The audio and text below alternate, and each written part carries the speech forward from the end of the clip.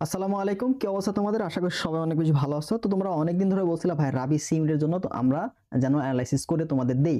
তো তারই ধারাবাহিকতায় আমরা গুচ্ছ ক অলরেডি 4টা বিষয়ের উপরে আমরা বিগত বছরের অ্যানালাইসিস তোমাদের দিয়ে দিছি। তো এরই ধারাবাহিকতায় আমরা রাজশাহী বিশ্ববিদ্যালয় আমরা শুরু করলাম। তো এখান থেকে তোমাদের রাজশাহী বিশ্ববিদ্যালয়ের ফিজিক্স পার্টটা আজকে আমরা দেখাবো। এর পরবর্তীতে রসায়ন, জীববিজ্ঞান এবং গণিত এভাবে এরপরে তোমার হচ্ছে আইসিটি পার্টটা আমরা দেখাই দেব। ঠিক আছে, কোনো সমস্যা নেই।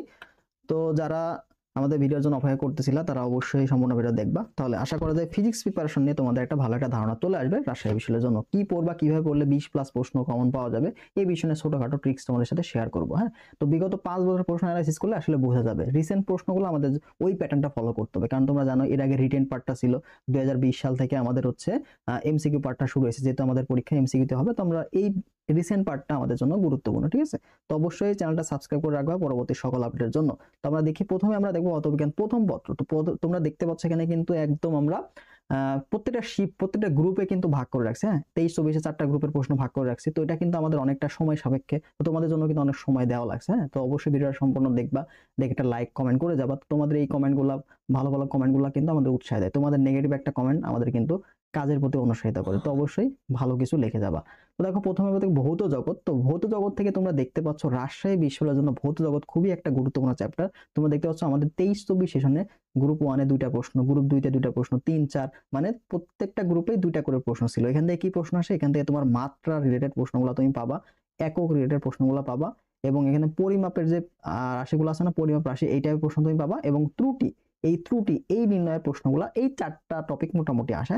মাত্রা, একক, পরিমাপের যে তোমার হচ্ছে পরিমাপের যে এককগুলো আছে এককগুলা, এবং ত্রুটি নির্ণয়। ঠিক আছে, এই টাইপের প্রশ্নগুলো এখান থেকে আসবে। তাহলে আমাদের দেখো প্রত্যেক বছরে প্রশ্ন আসছে, এবং মিনিমাম একটা প্রশ্ন আসছেই, এবং সর্বোচ্চ আমরা দেখতে পাচ্ছি দেখো 2022-এ প্রত্যেকটা গ্রুপে একটা একটা করে আসছে। হ্যাঁ, তারপর 21-22-এ দেখো প্রত্যেকটা গ্রুপে, গ্রুপ 1-এ একটা আসছে, গ্রুপ 2-তে 3টা আসছে, ম্যাক্স প্রশ্ন কিন্তু 3টা, গ্রুপ 3-এ আসছে একটা, গ্রুপ 4-এ আসছে একটা। সেম ভাবে দেখো 20-21-এ আমাদের গ্রুপ 1-এ 2টা, গ্রুপ 2-তে একটা, গ্রুপ 3-তে আবার 3টা। তো কেমন টাইপের প্রশ্ন? ওই যে বললাম তোমার হচ্ছে এখানে মাত্রা, একক এবং ত্রুটি নির্ণয় টাইপের প্রশ্নগুলো বেশি আসবে। এবং ওই যে পরিমাপের যে যন্ত্র আছে না, যন্ত্র, বিশেষ করে তোমার হচ্ছে স্ফেরোমিটার, স্ক্রু গজ, এর যে লঘিষ্ঠ গণন, এই টাইপের প্রশ্নগুলো কিন্তু আসে। তো এগুলো একটু ভালো করে দেখলে মোটামুটি ভৌত জগতে তোমরা কম পাবে। তার মানে আমাদের ভৌত জগৎটা অনেক বেশি গুরুত্বপূর্ণ। ছোট একটা অধ্যায়, কিন্তু এটা ভালো মতো শেষ করলে আমরা 2টা প্রশ্ন কিন্তু কমন পেতে পারি, যদি আমাদের কপাল ভালো থাকে। ভেক্টরের ক্ষেত্রে ভেক্টরটা তোমাকে মাস্ট পড়তেই হবে, কারণ ভেক্টর থেকে সর্বনিম্ন 2টা এবং সর্বোচ্চ 4টা প্রশ্ন আসতে পারে। ঠিক আছে, সর্বনিম্ন এখানে একটা প্রশ্ন খুব কমই আসছে, মানে আমাদের যখন হলো অন্য চ্যাপ্টার গুলা থেকে, মানে ভেক্টর 2টা প্রশ্ন আসার সম্ভাবনা সবচেয়ে বেশি, 2টা প্রশ্ন আসার সম্ভাবনা সবচেয়ে বেশি। ঠিক আছে, তো 2টা এটা কমন প্রশ্ন। দেখো 23-24-এ 2টা আসছে, গ্রুপ 1-এ, গ্রুপ 2-তে 2টা, গ্রুপ 3-এ 3টা, গ্রুপ 4-এ 3টা, দেন আমার গ্রুপ 1-এ একটা, গ্রুপ 2-তে 2টা, তারপর গ্রুপ 3-তে একটা। ঠিক আছে, তারপর আবার দেখো গ্রুপ 4-এ 2টা। আবার 21-22 সেশনে যদি আমরা দেখি, সেখানেও দেখো গ্রুপ 1-এ 2টা প্রশ্ন আসছে, গ্রুপ 4-এ, গ্রুপ 2-এ 4টা প্রশ্ন আসছে, গ্রুপ 3-এ 3টা প্রশ্ন আসছে, গ্রুপ 4-এ একটা প্রশ্ন আসছে। তো এইভাবে আমরা যদি গড় হিসাব করি তাহলে কিন্তু 2টা প্রশ্ন চলে আসে। এখানে কেমন টাইপের প্রশ্ন আসে? তারপর ডাইভারজেন্সটা কিন্তু আমার এখানে খুবই গুরুত্বপূর্ণ। ঠিক আছে, ডাইভারজেন্সটা গুরুত্বপূর্ণ। তারপর ভেক্টরের যে গুণ, ঠিক আছে, ডট গুণন যে প্রশ্নগুলো আছে, ডট গুণ, তারপর লম্ব হলে কি হবে সেই সূত্রগুলা, তারপর লম্ব দিকে একক ভেক্টর, এই টাইপের প্রশ্নগুলো, একক ভেক্টর, হ্যাঁ একক ভেক্টর, তারপর মধ্যবর্তী কোণ, এই জিনিসগুলো কিন্তু গুরুত্বপূর্ণ। তো টপিক অ্যানালাইসিস গুলো কিন্তু আমরা দিচ্ছি। তো আমাদের কিন্তু নতুন রাবি সিনিয়র এক্সাম ব্যাচ চলতেছে, একদম নিউ, আমরা কিন্তু গতকাল থেকে শুরু করছি। যারা এক্সাম ব্যাচে ভর্তি হবো তারা যুক্ত আমাদের হোয়াটসঅ্যাপ, এটা বিস্তারিত আমরা কিন্তু একটু পরে তোমাদের বলবো। ঠিক আছে, তো নিউটনের বলবিদ্যা, তোমরা জানো যে কোনো ভর্তি পরীক্ষার জন্য আমাদের নিউটনের বলবিদ্যা কিন্তু প্রথম পত্রের অনেক বেশি গুরুত্বপূর্ণ। এবং নর্মালি আমাদের যে ভার্সিটি কমিউনিটির যে ভর্তি পরীক্ষাগুলো, সেগুলো কিন্তু পদার্থবিজ্ঞান থেকে আমাদের প্রশ্ন সংখ্যা মোটামুটি অনেক সময় বেশি এসে থাকে। ঠিক আছে, তো ফিজিক্স পার্টটা আমাদের অনেক বেশি গুরুত্ব দিতে হবে, ফিজিক্স প্রথম পত্র পার্টটা আমাদের গুরুত্ব দিতে হবে বেশি, কারণ এখান থেকে প্রশ্ন করার স্কোপ অনেক বেশি থাকে। ঠিক আছে, তো এগুলো একটু ভালো করে বলবো। তার মধ্যে পদার্থবিজ্ঞানের মধ্যে একটা 3 স্টার টপিক, 3 স্টার না, আমরা যদি 5 স্টার বলি তাহলে এটা কি হবে? নিউটনের বলবিদ্যা। তো এখানে বাদ দেওয়ার কোনো উপায় নাই, এখানে আমাদের বেশ কিছু পার্ট আছে। এখানে তুমি রৈখিক পার্ট পাবো, কৌণিক অংশগুলো আছে না, কৌণিক বেগ, কৌণিকের সূত্রগুলো, কেন্দ্রকে বল, ত্বরণ, এই টাইপের। তারপর যে বাধা দানকারী বলগুলো আছে না, বাধা দানকারী বল দেওয়া থাকলে ত্বরণ কি হবে, এই টাইপের প্রশ্নগুলো কিন্তু এখান থেকে অনেক বেশি এসে থাকে। ঠিক আছে, তারপর তোমার হচ্ছে কিছু মাত্রা তুমি এখানে পাবা। তো এখান থেকে তোমার মাত্রা আসবে, এখান থেকে মাত্রা আসে। তারপর হচ্ছে থিওরি কিছু আসতে পারে, তারপর গাণিতিক প্রশ্ন এখানে আসবে, ঠিক আছে। গাণিতিক পার্টটা এখানে একটু বেশি আসে, তো এখানে ম্যাথমেটিক্যাল পার্টটা তোমরা একটু ভালো করে বলো, ঠিক আছে। নিউটন বলবিদ্যা থেকে ম্যাথমেটিক্যাল পার্টটা বেশি আসবে। দেখো আমাদের 23-24 কিন্তু গ্রুপ 1-এ 5টা প্রশ্ন আসছিল, দেখতে পাচ্ছ, সর্বোচ্চ 5টা। আবার গ্রুপ 4-এ কিন্তু 5টা প্রশ্ন আসছে, মাঝখানে দেখো গ্রুপ 2-তে 4টা এবং গ্রুপ 3-এ 3টা করে প্রশ্ন ছিল। আবার 2022-23 যদি আমরা দেখি, সেখানে আমাদের গ্রুপ 1-এ আমাদের 2টা প্রশ্ন আসছে, গ্রুপ 2-তে 3টা প্রশ্ন আসছে, গ্রুপ 3-এ একটা প্রশ্ন আসছে, হ্যাঁ, গ্রুপ 4-এ 3টা প্রশ্ন আসছে। তারপর দেখো 2021-22 সেশনে আমাদের গ্রুপ 1 একটা, এখানে প্রশ্ন সংখ্যা ছিল কম, 21-22-এ আমাদের নিউটন বল থেকে কম প্রশ্ন আসছে, বাট বাকিগুলা থেকে মোটামুটি এক প্রশ্ন আসে। 20-21 সেশনে যেহেতু তোমার শর্ট সিলেবাস ছিল না, ফুল সিলেবাস ছিল, তো অন্যান্য অধ্যায় থেকে কিন্তু প্রশ্ন আসছে। তাহলে এই যে 21-22 তারপর 22 এগুলা থেকে কিন্তু মোটামুটি আমাদের ফুল সিলেবাস থেকে কিন্তু প্রশ্ন ছিল, ঠিক আছে। ফুল সিলেবাস থেকে কিছু প্রশ্ন ছিল, হ্যাঁ। 22-23 থেকে টোটালি তোমার শর্টে আসে, 22-23 টোটালি শর্ট আসে। এখন ভাই সিলেবাসটা আমরা কি পড়বো, শর্ট না ফুল পড়বো? তোমরা অবশ্যই কি করবো, শর্ট সিলেবাসটা ভালো করে পড়বা, ঠিক আছে। শর্ট সিলেবাসটা খুব ভালো মতো শেষ করলে মোটামুটি তোমরা ম্যাক্সিমাম প্রশ্ন কমন পেয়ে যাবা, ঠিক আছে। তো পরবর্তী অধ্যায়টা যদি আমরা দেখি, কাজ শক্তি ক্ষমতা, খুবই একটা গুরুত্বপূর্ণ চ্যাপ্টার। দেখো এখানে 25টা এমসিকিউ, এখানে যে কটা অধ্যায় আছে আমাদের, এখানে আছে 7টা, ওখানে আছে 6টা, টোটাল 13টা অধ্যায়। তাহলে 13টা অধ্যায় থেকে 2টা করে আসলেও কিন্তু 26টা প্রশ্ন। তার মানে আমি ধরে নিতে পারি যে গড়ে কিন্তু প্রায় একটা অধ্যায় থেকে 2টা প্রশ্ন আসার সম্ভাবনা অনেক বেশি, ঠিক আছে। তেমনি কাজ শক্তি ক্ষমতা থেকে তোমরা 2টা প্রশ্ন আসার সম্ভাবনা অনেক বেশি। দেখো এখানে 23-24 প্রত্যেকটা গ্রুপে 2টা করে আসছে, গ্রুপ 4-এ প্রশ্ন আসছিল না, অন্য চ্যাপ্টার থেকে আসছিল। আবার দেখো গ্রুপ 22-23-এ গ্রুপ 1-এ 4টা প্রশ্ন আসছে, একটা অধ্যায় থেকে 4টা প্রশ্ন আসছে। তার মানে কত বেশি ইম্পর্টেন্ট। এখানে কি আছে, ভরবেগ আছে, গতি শক্তি আছে, কাজ নির্ণয় আছে, তারপর ক্ষমতা নির্ণয় আছে, বেশ কিছু কিন্তু টপিক আছে, তো যেগুলো আমাদের জন্য খুবই গুরুত্বপূর্ণ, ঠিক আছে। তো এগুলো একটু ভালো করে দেখতে হবে তোমাদের। গ্রুপ 2-তে একটা আসছে, গ্রুপ 3-এ 5টা আসছে, গ্রুপ 4-এ একটা। আবার যদি 21-22-এ দেখি, দেখো এখানে আমাদের গ্রুপ 1-এ আসছে 3টা প্রশ্ন, গ্রুপ 2-তে আসছে একটা প্রশ্ন, গ্রুপ 3-এ আসছে 4টা প্রশ্ন, গ্রুপ 4-এ আসে একটা প্রশ্ন। 20-21-এর ক্ষেত্রে আমরা যদি গ্রুপ 1-এ একটা, গ্রুপ 2-তে আসে নাই, গ্রুপ 3-এ একটা প্রশ্ন, এবং 19-20 সেশনে তোমার এখান থেকে কোনো প্রশ্নই আসে নাই, ঠিক আছে। তার মানে আমাদের রিসেন্ট ইয়ার যেগুলোতে আমাদের শর্ট সিলেবাসে ভর্তি পরীক্ষা হয়, সেখানে আমরা দেখতে পাচ্ছি আমাদের কাজ শক্তি ক্ষমতাটা আমাদের জন্য অনেক অনেক বেশি গুরুত্বপূর্ণ, ঠিক আছে। এখানে কাজ নির্ণয় টাইপের প্রশ্ন দিবে, শক্তি নির্ণয় প্রশ্ন দিবে, ক্ষমতা নির্ণয় টাইপের প্রশ্ন দিবে, ঠিক আছে। অনেকগুলো টপিক কিন্তু দেওয়া আছে, গতি শক্তি এবং ভরবেগ এদের মধ্যে যে সম্পর্ক, এই টাইপের প্রশ্ন কিন্তু বেশ কয়েকবার এখান থেকে আসছে, হ্যাঁ। তো আমরা কিন্তু প্রশ্ন ব্যাংক সলভ ক্লাসও এখানে কিছুদিন পরে শুরু করে দেবো, টপিক অ্যানালাইসিস ঈদের পর থেকে তোমরা পেয়ে যাবা, সমস্যা নেই। মহাকর্ষ অভিকর্ষ, তো মহাকর্ষ অভিকর্ষ দেখো, মহাকর্ষ অভিকর্ষ থেকে শুধুমাত্র 21-22 সেশনে আমাদের গ্রুপ 2 এবং গ্রুপ 3-এ কোনো প্রশ্ন আসে নাই, বাকিগুলোতে প্রত্যেক বছর প্রশ্ন আসছে। এবং রিসেন্ট যদি আমরা দেখি 23-24 সেশনে, সেখানে দেখো আমাদের প্রায় 2টা গড়ে যদি আমরা দেখি 2টা করে প্রশ্ন কিন্তু আসছে, ঠিক আছে। 2টা করে প্রশ্ন এসে থাকছে আমাদের 23-24 সেশনে। গ্রুপ 2-তে শুধু একটা আসছিল, দেখো গ্রুপ 3-এ 2টা আসছে, গ্রুপ 4-এও 2টা প্রশ্ন আসছে। 22-23 সেশনে একটা একটা করে প্রশ্ন ছিল, গ্রুপ 3-এ ছিল হচ্ছে 2টা প্রশ্ন। 2021-22-এ আমরা দেখতে পাচ্ছি আমাদের গ্রুপ হচ্ছে 2 আর 3-এ প্রশ্ন আসে নাই, কিন্তু গ্রুপ 4-এ প্রশ্ন আসছে। আবার তোমার গ্রুপ 1-এও প্রশ্ন ছিল, 2টা একটা করে প্রশ্ন ছিল।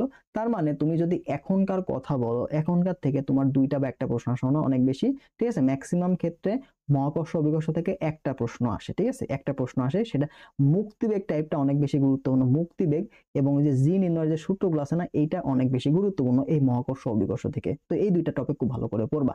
পদার্থবিজ্ঞানের পদার্থের গাণিতিক ধর্ম, এখানকার যে সূত্রগুলো আছে না, সূত্র এবং যে মাত্রা, এটা তোমার জন্য অনেক বেশি গুরুত্বপূর্ণ, ঠিক আছে। পদার্থের গাঠনিক ধর্ম, সূত্র, মাত্রা এবং যে সম্পর্ক বা সূত্রগুলো ম্যাক্সিমাম তোমার দেখতে হবে, কোনটার সাথে কোনটা সমানুপাতিক, কোনটা ব্যস্তানুপাতিক, এই জিনিসগুলো থেকে প্রশ্ন আসে। তোমরা দেখতে পাচ্ছি 22-23 সেশনে তোমার হচ্ছে 23-24 সেশনে প্রত্যেকটা গ্রুপে প্রশ্ন আসছিল একটা করে। 22-23-এ তোমার হচ্ছে গ্রুপ 2 এবং হচ্ছে গ্রুপ 3-এ, গ্রুপ 4-এ কিন্তু প্রশ্ন নেই, শুধুমাত্র গ্রুপ 1-এ প্রশ্ন ছিল 22-23 সেশনে। এরপরে 21-22 সেশনে প্রশ্ন আসে নাই, 20-21-এ তেমন আসছে। তো তুমি চাইলে পদার্থের গাঠনিক ধর্ম এটা তুমি স্কিপ করতে পারো। তো যদি মনে করো যে ভাই আমি একটা অধ্যায় আমার পড়া পসিবল হচ্ছে না, সময় আমি মেনটেন করতে পারছি না, তুমি চাইলে পদার্থের গাঠনিক ধর্ম স্কিপেবল, ঠিক আছে, এটা স্কিপ করতে পারো। যদি মনে হয় যে কোনো একটা অধ্যায় স্কিপ করো, সেক্ষেত্রে তুমি পদার্থের গাঠনিক ধর্ম স্কিপ করতে পারো, ঠিক আছে। এখান থেকে এত বেশি হাই রেঞ্জে প্রশ্নের সম্ভাবনা অনেক কম। যেমন আমরা যদি পর্যাবৃত্ত গতি দেখি, এখান থেকে প্রশ্নের সম্ভাবনা আছে পদার্থের গাঠনিক ধর্ম থেকে। তো তুমি এটা বাদ দিয়ে পর্যাবৃত্ত গতিটা পড়তে পারো। পর্যাবৃত্ত থেকে 23-24 সেশনে আমাদের গ্রুপ 1-এ প্রশ্ন আসে নাই, গ্রুপ 2-তে প্রশ্ন আসছিল 2টা, গ্রুপ 3-এ প্রশ্ন আসছে একটা, গ্রুপ 4-এ প্রশ্ন আসছে একটা। তার মানে আমি ধরে নিতে পারি যে এখান থেকে আমরা একটা প্রশ্ন মাস্ট পাবো, ঠিক আছে। একটা প্রশ্নের সম্ভাবনা অনেক অনেক বেশি, যেহেতু আমাদের এটা শর্ট সিলেবাস, শর্ট সিলেবাসের জন্য কিন্তু পর্যাবৃত্ত গতি অনেকটা গুরুত্বপূর্ণ। এখান থেকে কি আসবে, সরল দোলক, কি আসবে, সরল দোলক, সরল দোলকের প্রশ্নগুলো অনেক বেশি ইম্পর্টেন্ট, ঠিক আছে। তারপর তোমার হচ্ছে বেগ নির্ণয়, ঠিক আছে, সর্বোচ্চ বেগ ভি ম্যাক্স, ঠিক আছে, ভি ম্যাক্স তারপর ত্বরণ যে ম্যাক্স কখন হবে, এই টাইপের সূত্রগুলো কিন্তু ইম্পর্টেন্ট। আদর্শ গ্যাস থেকে কিন্তু প্রায় প্রশ্ন আসছে, মাঝখানে তোমার 23-24 সেশনে গ্রুপ 3 এবং গ্রুপ 4 প্রশ্ন আসে না, বাকিগুলো প্রায় প্রশ্ন আসছে প্রত্যেক বছর। তার মানে আমরা এই যে গ্যাসের যে সূত্রগুলো আছে না, গ্যাসের যে সূত্রগুলো আছে, এই গ্যাসের সূত্রগুলো ইম্পর্টেন্ট। তারপর হচ্ছে তোমার আর্দ্রতার যে সূত্রগুলো, আর্দ্রতার সূত্রগুলো, এই টাইপের ম্যাথ এখানে আসে। গ্যাসের সূত্র এবং আপেক্ষিক আর্দ্রতা টাইপের এই জিনিসগুলো ভালো করে পড়লেই এখানে তোমার মোটামুটি কভার হয়ে যাবে আদর্শ গ্যাসের বৈদ্যুতিক। তাহলে এই যে প্রথম পত্রে মোটামুটি আমরা তোমাদের একটা কিন্তু ওভারভিউ দেওয়ার চেষ্টা করলাম যে কোন চ্যাপ্টারগুলো আমাদের জন্য বেশি গুরুত্বপূর্ণ এবং কোন টপিকগুলো পড়তে হবে। ভৌত জগৎ থেকে কি পড়বা? সূত্র, মাত্রা, একক এবং পরিমাপের যে যন্ত্রগুলো আছে, স্পেরোমিটারের সূত্রগুলা, লঘিষ্ঠ গণন, পিচ, এই জিনিসগুলো একটু পড়বা। আর যে ত্রুটি নির্ণয়, বেশিরভাগ ক্ষেত্রে তোমার যে আয়তন নির্ণয়, ব্যাসার্ধ দেওয়া থাকবে, বলবে যে আয়তন নির্ণয় ত্রুটি কি হবে, আয়তন নির্ণয় শতকরা ত্রুটি, ঠিক আছে? এই টাইপের প্রশ্নগুলো তোমার দেওয়া থাকবে। ভেক্টর থেকে একক ভেক্টর, তারপর তোমার ভেক্টরের মান নির্ণয়, লম্ব হলে কি শর্ত, সমান্তরাল হলে কি শর্ত, দুইটা ভেক্টর মধ্যবর্তী কোণ নির্ণয়, এই টাইপের প্রশ্নগুলো কিন্তু আসে। এখান থেকে কিন্তু আপেক্ষিক বেগটাও কিন্তু আসে, দেখা গেছে। তো তোমরা আপেক্ষিক বেগ এই পার্টটাও দেখবা, আপেক্ষিক বেগ এই পার্টটাও দেখবা, ঠিক আছে? লব্ধি নির্ণয় সূত্রগুলো অনেক সময় আসে, লব্ধির দিক নির্ণয়। নিউটনের বলবিদ্যা থেকে আমাদের বাধাদানকারী বল দেওয়া থাকলে ত্বরণ কি হবে, এই যে একটা আম যদি উপর থেকে পড়ে তাহলে নিচের দিকে বাতাসের বাধা যদি এত নিউটন হয় তাহলে ত্বরণ কত, ত্বরণ সে নিচে পড়ছে, এই টাইপের প্রশ্নগুলো ইম্পর্টেন্ট। তারপর কৌণিক ত্বরণ, কৌণিক বেগ, জড়তার ভ্রামক, এখান থেকে কিন্তু আরেকটা ইম্পর্টেন্ট, জড়তার ভ্রামক অনেক বেশি গুরুত্বপূর্ণ। জড়তার ভ্রামক থেকে প্রশ্ন আসবেই মাস্ট। জড়তার ভ্রামক থেকে হয় সূত্র দিবে, না হয় তোমাকে ম্যাথ করতে দিবে, ঠিক আছে? অথবা জড়তার ভ্রামকের সাথে অন্য টর্কের কি সম্পর্ক, হ্যাঁ, এই টাইপের জিনিসগুলো কিন্তু এখান থেকে দিবে। কাজ শক্তি ক্ষমতা থেকে কাজ নির্ণয় টাইপের প্রশ্ন দিবে। তারপর হচ্ছে গতিশক্তি এবং ভরবেগের যে সম্পর্কটা আছে না, E K equal to P square by 2m, ঠিক আছে? ইকে ইকুয়াল হচ্ছে P square divide by 2m, এই টপিকটা থেকে প্রায় মানে ম্যাক্সিমাম প্রশ্ন এসে থাকে। এই টাইপটা কিন্তু খুবই গুরুত্বপূর্ণ, হ্যাঁ, ভরবেগ এবং গতিশক্তির মধ্যে যে সম্পর্কটা। মহাকর্ষ অভিকর্ষ থেকে তোমরা কি কি দেখো? মুক্তিবেগটা দেখবা, এবং অভিকর্ষ যে ত্বরণের সূত্রগুলো আছে না, এই উচ্চতায় কত, গভীরতায় কত, তারপর হচ্ছে একটা গ্রহের তুলনা দেওয়া থাকে, ব্যাসার্ধের তুলনায় এত গুণ হলে, পৃথিবীর ব্যাসার্ধের এত গুণ হলে, ভর পৃথিবীর ব্যাসার্ধে, ভর একটা গ্রহের ভর পৃথিবীর ভরের এত গুণ হলে ত্বরণ কত হবে, এই টাইপের প্রশ্নগুলো কিন্তু এখান থেকে আসবে, হ্যাঁ। পদার্থের গাণিতিক ধর্ম থেকে কি দেখবা? সূত্র, মাত্রা এবং কিছু গাণিতিক পীড়নের, তারপর হচ্ছে অসভার আছে না, অসভার, অসবল, এই টাইপের ম্যাথগুলো আসে। পর্যাবৃত্ত গতি থেকে সরল দোলকটা খুব ভালো করে পড়বা। এছাড়া সরল সন্ধিত গতি, সরল সন্ধিত গতির যে সমীকরণ আছে না, হ্যাঁ, ওই সমীকরণটা থেকে অনেক সময় তোমাকে পর্যায়কাল এবং হচ্ছে কম্পাঙ্ক, তারপর কৌণিক কম্পাঙ্ক টাইপের প্রশ্নগুলো দিতে পারে, হ্যাঁ। আদর্শ গ্যাস থেকে গ্যাসের সূত্রগুলো দেখবা, আদর্শ গ্যাসের সূত্র দেখবা। তারপর হচ্ছে তোমার এই যে আপেক্ষিক আর্দ্রতা, এটার সূত্র দেখবা, ওখান থেকে কিছু থিওরি পার্টটা দেখবা, ঠিক আছে? তাহলে মোটামুটি কভার হয়ে যাবে। এবার আমরা দ্বিতীয় পত্র থেকে আসি। তো প্রথমে দ্বিতীয় পত্র অ্যানালাইসিস যদি আমরা দেখি, তো এখানে আমাদের তাপ গতিবিদ্যা থেকে তুমি দেখতে পাচ্ছ প্রায় প্রশ্ন আসছে প্রত্যেক বছর, জাস্ট খালি এক বছর 22-23 গ্রুপ 4-এ প্রশ্ন আসে নাই, বাদ বাকি কিন্তু প্রত্যেক বছর প্রশ্ন আসছে। এবং এখান থেকে প্রশ্ন সমানা একটা থেকে দুইটা প্রশ্ন সমানা অনেক বেশি। তাহলে কি কি আসতে পারে? একটা থিওরি আসতে পারে, সাথে একটা ম্যাথ আসতে পারে, ঠিক আছে? সাথে একটা ম্যাথ আসতে পারে, ঠিক আছে? ম্যাথ কি দিবে ভাই? ম্যাথ হচ্ছে তোমার যে চেঞ্জ দিবে না, স্কেলের মধ্যে সম্পর্ক, ফারেনহাইট থেকে কেলভিনের সম্পর্ক, তারপর ফারেনহাইট থেকে সেলসিয়াসের সম্পর্ক, একটা তাপমাত্রা দেখবে, বলো যে এটা সেলসিয়াসে কত হবে, ফারেনহাইট দেওয়া আছে, তো এই টাইপের প্রশ্নগুলো তোমাকে দিতে পারে, হ্যাঁ। তারপর গ্যাসের যে সূত্রগুলা, সমষ্ণ প্রক্রিয়ার সূত্র, রুদ্ধতাপের প্রক্রিয়া, এখানে যে প্রক্রিয়াগুলো আছে না, প্রক্রিয়া, গ্যাসীয় প্রক্রিয়াগুলো, এই প্রক্রিয়ার বৈশিষ্ট্য থেকে কিন্তু প্রশ্ন আসে, ঠিক আছে? প্রক্রিয়ার বৈশিষ্ট্যগুলো ভালো করে দেখবা, ঠিক আছে? তারপর গতিবিদ্যার যে সূত্রগুলো আছে, প্রথম সূত্র, দ্বিতীয় সূত্র, তারপর শূন্যতম সূত্র, এগুলোর যে কাজ কি, এই সূত্রগুলোর কাজ কি, হ্যাঁ। শূন্যতম সূত্রের সাথে কি থার্মোমিটার ধারণা পাওয়া যায়, প্রথম সূত্র থেকে কি পাওয়া যায়, কাজ এবং তাপের মধ্যে সম্পর্ক, দ্বিতীয় সূত্র থেকে এন্ট্রপির ধারণা পাওয়া যায়। এই যে এই জিনিসগুলো তোমার কিন্তু থিওরির জন্য ইম্পর্টেন্ট, ঠিক আছে? এই পার্টটা ভালো করে পড়বা। স্থির তড়িতের ক্ষেত্রে, ইজি তড়িতে দেখবো অনেকগুলো, এখান থেকে কিন্তু ম্যাথ পার্টটা বেশি আসে, ঠিক আছে? এখান থেকে ম্যাথ পার্টটা বেশি আসে। ধারকের যে তুল্য ধারকত্ব এবং সঞ্চিত ধারকত্ব, এই টাইপের প্রশ্ন, এবং ধারকের যে ব্যবহার, এই জিনিসগুলো এখান থেকে আসবে। তারপর বিভব নির্ণয়, ঠিক আছে? বিভব নির্ণয়, তড়িৎ প্রাবল্য নির্ণয়, তারপর তোমার মধ্যবর্তী যে বল, হ্যাঁ, ওই যে কি বলো, দুইটা চার্জের মধ্যবর্তী বল, যদি তোমার দূরত্ব এত গুণ করা হয় তাহলে চার্জগুলো কেমন হবে, চার্জ যদি দ্বিগুণ করা হয় তাহলে বলের পরিবর্তন কেমন হবে। অর্থাৎ মধ্যবর্তী দূরত্ব এবং চার্জের পরিমাণ চেঞ্জ করলে মধ্যবর্তী যে তোমার তড়িৎ বল, এটা কতটুকু পরিবর্তন হবে, এই টাইপের প্রশ্ন আসে। তারপর তড়িৎ প্রাবল্য নির্ণয় টাইপের প্রশ্ন আসে, বিভব নির্ণয়ের সূত্র আসে। তারপর তোমার হচ্ছে কাজ নির্ণয়, বিভব মানে তো কাজ, তো এই টাইপের প্রশ্ন কিন্তু আসে। যেহেতু শিফট ওয়াইজ ভ্যারি করে প্রশ্ন, টপিকটা সেম থাকে, প্রশ্নের প্যাটার্নটা চেঞ্জ হয়। তোমার একটা বিভব থেকে আসলো, এক জায়গায় বিভব থেকে থিওরি আসলো, এক জায়গায় বিভবের ম্যাথ আসলো, টপিকটা সেম থাকবে বাট প্রশ্নের ধরনটা ভিন্ন হবে, ঠিক আছে? তো অবশ্যই থিওরি এবং ম্যাথ দুইটাকেই তোমরা গুরুত্ব দিবে, ভালো, ঠিক আছে? এখানে কিন্তু থিওরি ম্যাথ দুইটাতেই গুরুত্ব দিতে হবে। প্রায় 50 থেকে 50 কিন্তু তোমার ম্যাথ থিওরি আসার সম্ভাবনা আছে। হয় তোমার 12 থেকে 13টা আসবে হচ্ছে তোমার থিওরি, তাহলে তোমার 12 থেকে 13টা দেখবা যে ম্যাথ চলে আসছে, ঠিক আছে? এরকম প্রশ্ন কিন্তু আসে। তো সর্বনিম্ন আমরা দেখছিলাম যে 10টা থিওরি আসছে, 10টা কি আসে থিওরি আসছে এবং 15টা ম্যাথ। এই টাইপের রেঞ্জটা আমরা দেখছিলাম, সর্বোচ্চ ম্যাথ আসতে পারে 15টা। হ্যাঁ, এর বেশি ম্যাথ ওরকম আসে না। তো 10টা থিওরি তুমি মিনিমাম পাবা। তার মানে থিওরি পার্টটা তোমাকে ভালো করে দেখতে হবে। চলতরিৎ থেকে এখান থেকে তুমি ম্যাথ পার্টটা একটু বেশি পাও। ম্যাথ পার্টে কি কি আসবে, রোধের যে সূত্রগুলো আছে না, রোধ, তুল্য রোধ এবং রোধ পরিবর্তন কিভাবে হবে, তারপর আপেক্ষিক রোধ পরিবর্তন হয় কি হয় না, এই টাইপের প্রশ্নগুলো। তারপর তোমার যে রোধ যদি সেম থাকে তাহলে ব্যাসার্ধের যে অনুপাত, দৈর্ঘ্যের অনুপাত দেওয়া আছে, তাহলে ব্যাসার্ধের অনুপাত কি হবে, এই টাইপের প্রশ্নগুলো কিন্তু চলে আসে। তুল্য ধারকত্ব তো অবশ্যই আসবে, সার্কিটের প্রশ্ন মাস্ট আসবে, ঠিক আছে, সার্কিট এই প্রশ্ন আসবেই আসবে। সার্কিট থেকে তুল্য রোধ অথবা তোমার হচ্ছে কি কারেন্ট প্রবাহ, এই জিনিসগুলো বের করা, ঠিক আছে, কারেন্ট প্রবাহ বের করতে দিতে পারে অথবা কি তুল্য রোধ আর ইকুইভ্যালেন্ট তোমাকে দিতে পারে। দেখো গ্রুপ 1-এ 23-24 দেখো কতগুলো প্রশ্ন আছে। গ্রুপ 1-এ 4টা, গ্রুপ 2-তে 4টা, গ্রুপ 3-এ 3টা, গ্রুপ 4-এ 3টা। দেন আমরা 22-23 যদি দেখি, 22-23-এ তোমার একটু কম প্রশ্ন আসছিল। এই গ্রুপ 1-এ একটা আসছে, গ্রুপ 2-তে 3টা আসছে, গ্রুপ 3-এ 2টা আসছে, গ্রুপ 4-এ একটা প্রশ্ন আসছে। 21-22 সেশন যদি আমরা দেখি তাহলে গ্রুপ 1-এ 2টা আসছে, গ্রুপ 2-তে 3টা আসছে, গ্রুপ 3-এ 4টা আসছে, গ্রুপ 4-এ 5টা প্রশ্ন আসছে। তাহলে ম্যাক্স প্রশ্ন আমরা দেখতে পাচ্ছি 5টা চলতরি থেকে আসছে। এটা 21-22 সেশন গ্রুপ 4-এ। 20-21-এ 2টা করে আসছে প্রথম গ্রুপে, দ্বিতীয় গ্রুপে 2টা এবং তৃতীয় গ্রুপে 3টা। আবার 19-20 আসে নাই, কিন্তু এখানে রিটেন পার্ট কি আসছে, রিটেন আসছে। এমসিকিউ আসে নাই, রিটেন আসছে। তোমার 19-20 সেশনে রিটেন ছিল, 20-21 থেকে রিটেন নাই, ঠিক আছে। তো এইভাবে তোমার কিন্তু চলতরিৎটা অনেক বেশি গুরুত্বপূর্ণ। তোমাদের দ্বিতীয় প্রজন্ম চলতরিৎ অবশ্যই গুরুত্বপূর্ণ। এখানে স্কিপ করার কোনো সুযোগ নাই।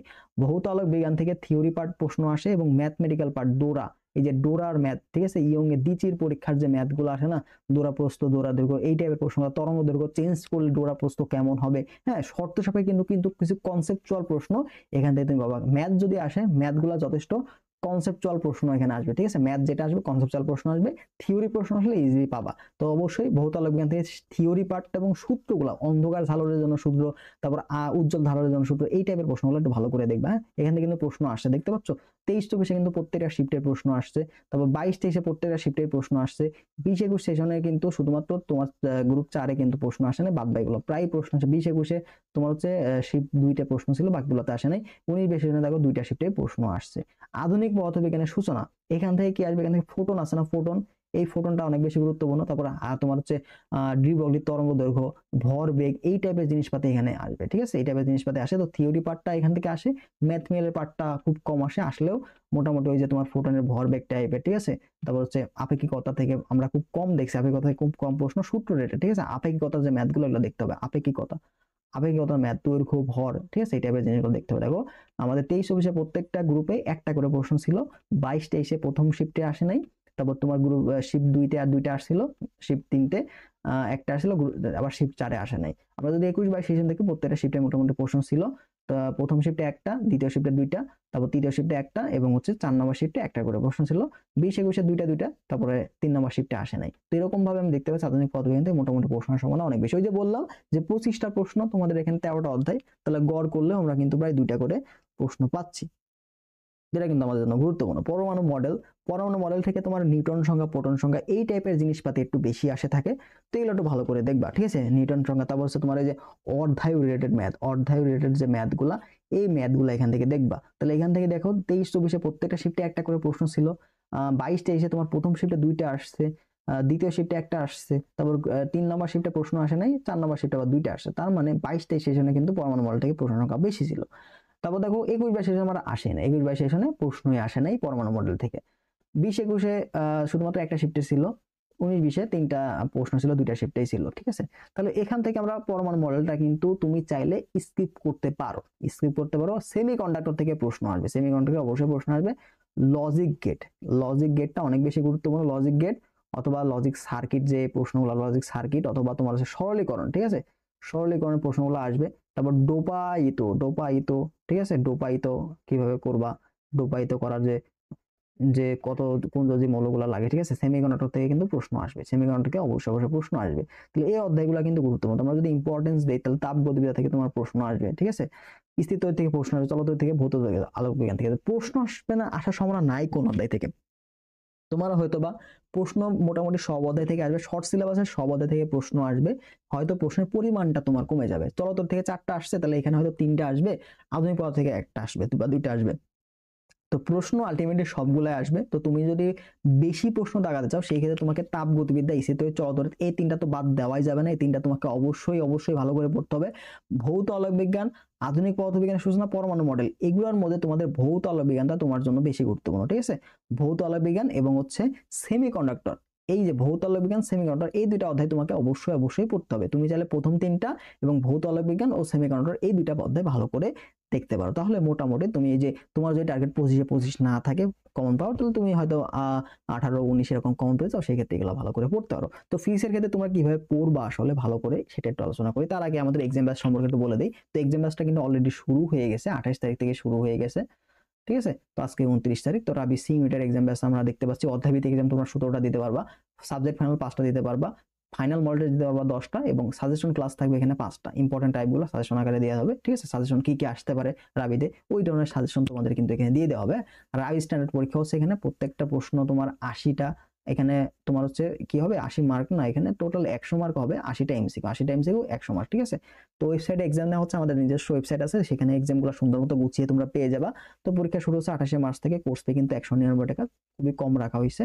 অনেকগুলো পরীক্ষা আছে এখানে, তো যারা ভর্তি হতে চাও তার মধ্যে হোয়াটসঅ্যাপ নম্বরে যোগাযোগ করতে পারো, তাহলে বিস্তারিত পেয়ে যাবে এনরোল প্রসেস। ঠিক আছে, আচ্ছা, তো আমরা 20-20 পাইতে বা 20 প্লাস কমন পাইতে হলে কি করতে হবে? তো প্রথম করতে হচ্ছে তোমাকে ফিজিক্সে, যদি ফিজিক্সে ভালো তুলতে চাও, ফিজিক্সে যদি ভালো মার্ক তুলতে চাও, তো তোমাকে অবশ্যই বেশি প্র্যাকটিস করতে হবে। প্র্যাকটিসের কোনো বিকল্প নাই, ফিজিক্সে ভালো করতে হবে মানে প্র্যাকটিস তোমাকে করতে হবে। ঠিক আছে, রাবি সিমিটার বিগত 10 বছর প্রশ্নগুলো খুব ভালো মতো সলভ করবা, অনেক প্যাটার্ন তুমি কম পাবো, অনেক প্রশ্ন প্যাটার্ন কমন পাবা। ঠিক আছে, তুমি যদি 10 বছর প্রশ্ন ভালো করে সলভ করে দাও, প্রশ্ন হুবহু কমন না পেলেও টাইপ কমন আসবে। ঠিক আছে, টাইপ কমন আসবে, কিছু কিছু প্রশ্ন দেখবা হুবহু চলে আসে। হ্যাঁ, তারপর ভার্সিটি ক প্রশ্ন ব্যাংকটা সলভ করতে হবে। তুমি যদি রাবি সিমিটার প্রশ্ন সলভ করা হয়ে যায়, দেন তুমি ভার্সিটি ক প্রশ্ন ব্যাংকটা সলভ করে, এটা তোমাকে ব্যাকআপ হিসেবে কাজে দেবে। ঠিক আছে, প্রশ্ন যদি প্যাটার্ন চেঞ্জ করে, তোমাকে এই ভার্সিটি ক প্রশ্ন ব্যাংক যারা সলভ করে যাওয়া তারা প্রশ্ন অ্যান্সার করে আসতে পারবা। মূল বই থেকে থিওরি পার্টটা অবশ্যই ভালো করে দেখতে হবে। ঠিক আছে, যেহেতু আমাদের এখানে ম্যাথ এবং থিওরি এই দুইটা পার্টকে সমানভাবেই গুরুত্ব দিতে হবে, তাহলে এখানেও 50% আসতে পারে থিওরি, ম্যাথেও তোমার 50% আসার সম্ভাবনা অনেক বেশি। ঠিক আছে, তার মানে অবশ্যই তোমার থিওরির পাশাপাশি ম্যাথকে গুরুত্ব দিতে হবে, এবং শুধু থিওরি পড়লে হবে না, ম্যাথমেটিক্যাল টার্মগুলো ভালো করে সলভ করতে হবে। তো এই জন্য কি করতে হবে, তোমাকে যথেষ্ট পরিমাণে ফর্মুলা তোমাকে ভালো করে জানতে হবে। ঠিক আছে, ফর্মুলা জানার পাশাপাশি ফিজিক্সে কিন্তু হ্যান্ড ক্যালকুলেশনটা অনেক বেশি জরুরি। ঠিক আছে, তুমি দেখবা তোমার ম্যাথ কমন আসে, সূত্র কমন আসে, বাট তুমি হ্যান্ড ক্যালকুলেশনে গিয়ে ধরা খেয়ে যাবা। তো অবশ্যই চেষ্টা করবা হ্যান্ড ক্যালকুলেশন কিভাবে ফাস্ট করা যায় এই জিনিসটা একটু প্র্যাকটিস করবে। ঠিক আছে, হ্যান্ড ক্যালকুলেশন তোমাকে অনেক বেশি হেল্প করবে রাবি ভর্তি পরীক্ষাতে, বিশেষ করে ফিজিক্স পার্টে, এবং রসায়নের ক্ষেত্রেও কিন্তু অনেক বেশি ম্যাথ আসবে, কিছু ম্যাথ আসবে, সেগুলো করতে তোমার কিন্তু এই যে হ্যান্ড ক্যালকুলেশন দরকার হবে। ঠিক আছে, তো অবশ্যই হ্যান্ড ক্যালকুলেশন পার্টটা অবশ্যই ভালো করে শিখবা, তাছাড়া কিন্তু তোমরা রাবিতে ভালো করতে পারবা না। ঠিক আছে, তো এই জিনিসগুলো ভালো করে দেখলেই মোটামুটি তোমরা 20 প্লাস কমন পেয়ে যাবা, পরীক্ষায় কমন পেয়ে যাবা। ঠিক আছে, যদি হ্যান্ড ক্যালকুলেশন ভালো করে পারো তাহলে মোটামুটি 20টাই অ্যান্সার করে আসতে পারবা। আর যারা এক্সামে ভর্তি হবো তারা আমাদের হোয়াটসঅ্যাপ নম্বরে যোগাযোগ করো, আর পরবর্তীতে আমরা অন্য সাবজেক্টের অ্যানালাইসিস তোমাদের দিয়ে দেবো। ঠিক আছে, তখন ভালো থাকো, দেখা হবে পরবর্তী ভিডিওতে। আল্লাহ হাফেজ।